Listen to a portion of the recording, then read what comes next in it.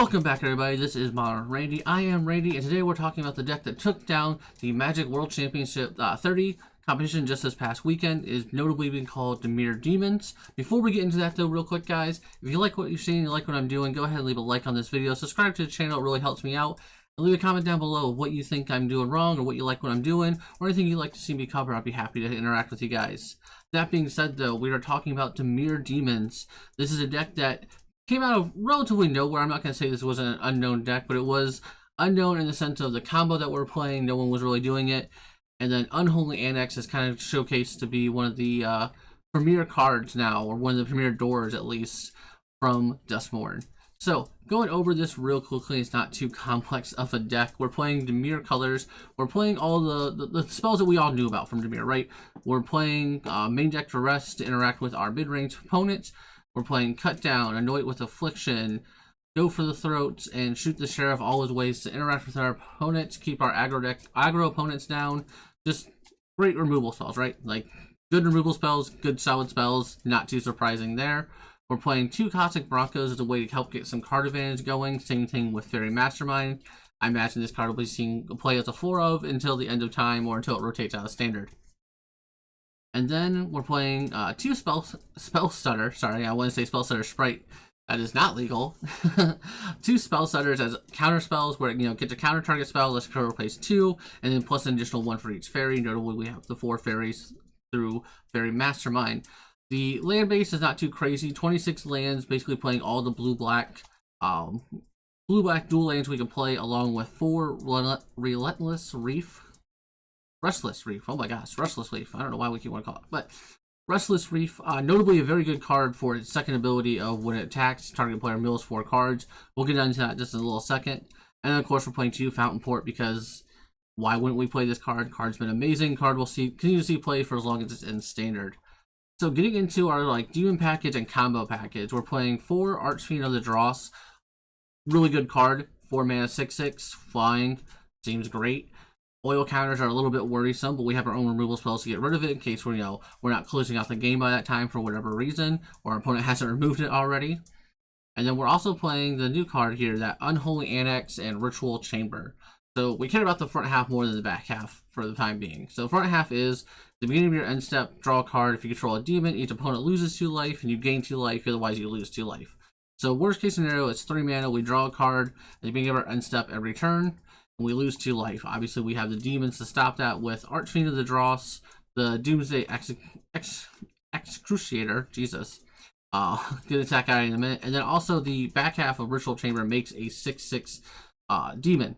So we have demons here to, negate that losing 2 life and making our opponent lose 2 life instead.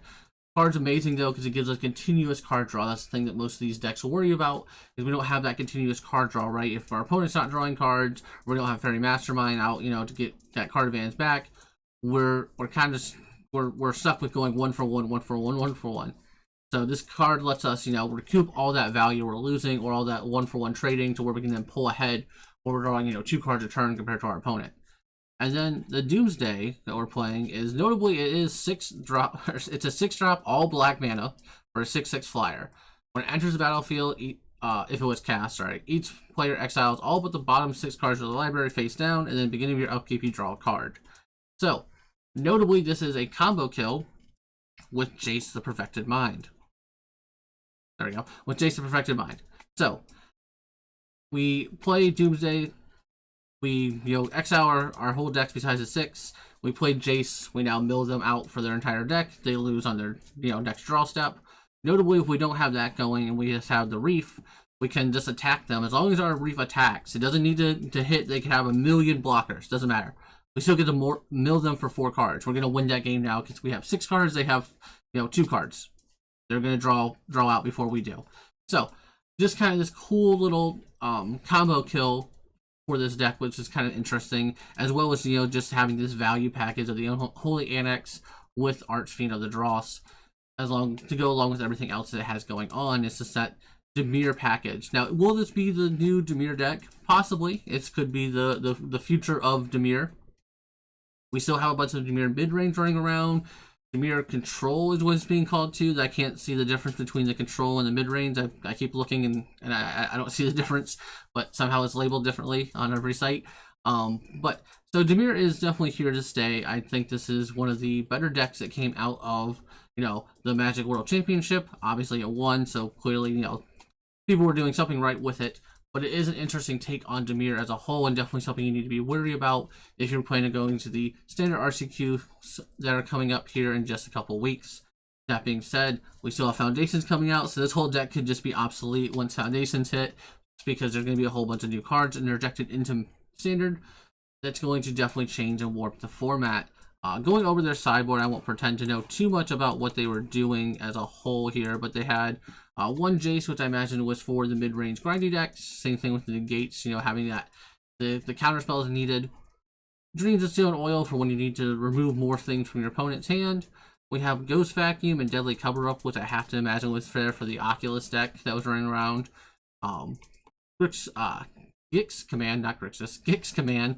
They're, again, for the grindy matchup, same thing with Outrageous Robbery, just a way to get more card value. You're always trying to, you know, up your card value on them. Same thing with Liliana the Veil, make their resources harder to deal with. And then, of course, we're playing 4 additional removal spells for those aggressive decks for when we really need to get something dead.